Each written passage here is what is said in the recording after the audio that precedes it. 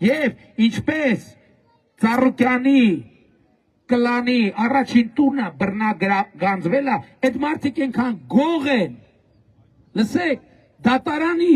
որոշումը մտել է ուժի մեջ,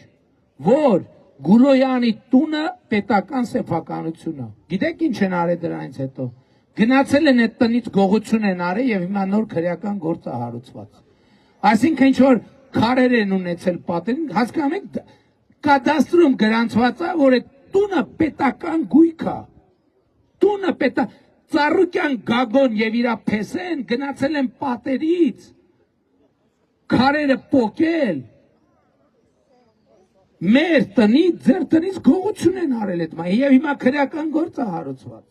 Եվ մի հատ էլ դրա համար են դատվելու։ Պատկերացիք կարեցան է իրանց նախկին տունը,